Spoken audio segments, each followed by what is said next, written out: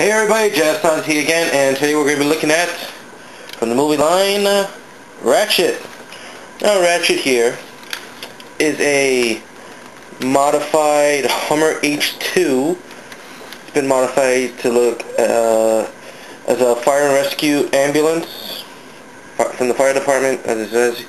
Alright, his colors are this lime green color, red, it's got this red life sign signal, gold, right there says fire department, search and rescue. He's got red seal here with the Autobot symbol.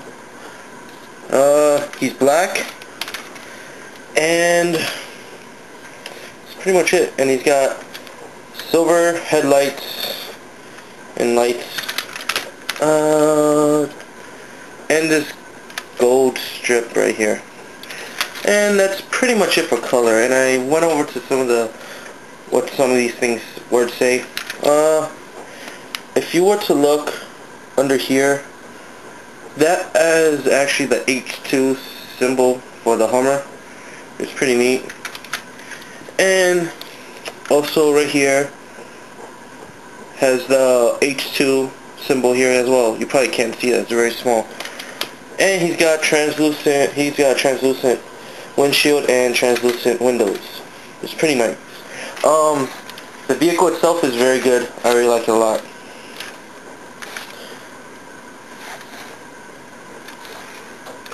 And that's about it for the vehicle mode. Now let's go ahead and transform him into robot mode. First thing I do, I'm just gonna remove this stretcher, supposed to be. Take the doors and just open them like so. Put these panels down, and this is loose on mine. I'm not sure if everyone else has this loose thing on the top, but oh well. Alright, now we take the feet and fold them up, and this is where the Automorph comes in. I don't know if you can see that. Alright, now I'll do it with this in this angle. Alright, flip these panels down and basically fold the legs down like so. I'm going to stand them up, in which case I'm going to adjust my camera.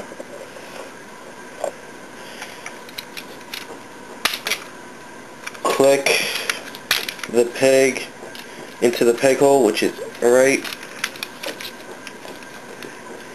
here. Fold the feet down. Rotate the legs, or the bottom part of the legs. Take the windshield, just kind of bring it up like this.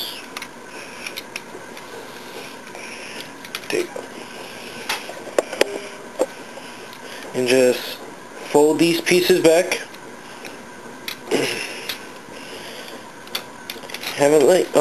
Leave it like this, and just fold the whole portion back, and it clicks right in.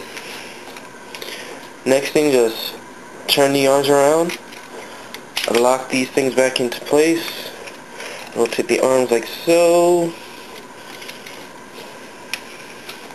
and flip over this part to view the head, and here you have Ratchet in robot mode. Now let's see if I could do a 360 turn on him. Probably won't be able to. Let me see. Okay, there we go.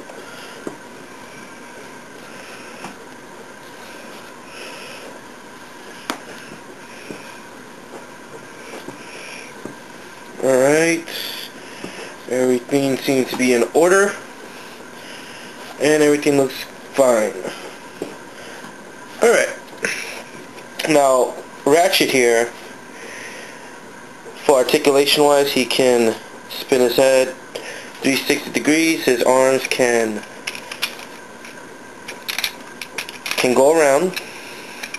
He can is his arm, and they can bend at the elbow. Legs. They can move up and down and bend at the knee and swivel. And that's it for articulation. Alright, colors again. He's the same colors.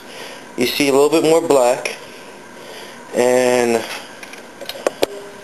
let me just zoom in on the head. Tend to keep doing that, but hey. Alright, the head itself is solid green. Well, not really solid green. It's green with silver and red and blue eyes. It's pretty neat. I like the head. Alright.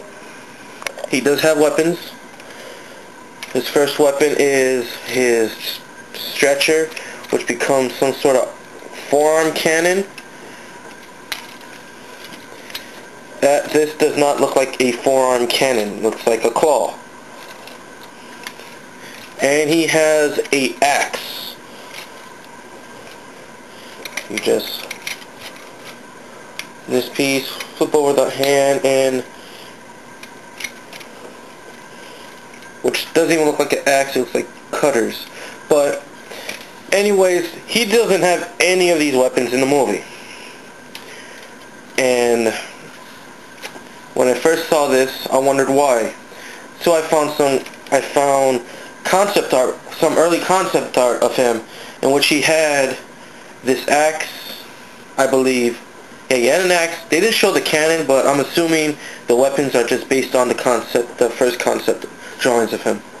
Alright, so getting a good pose here. Alright, so Ratchet is a buy. He's an awesome figure. Wish he, along with Jazz, could have had bigger roles in the movie.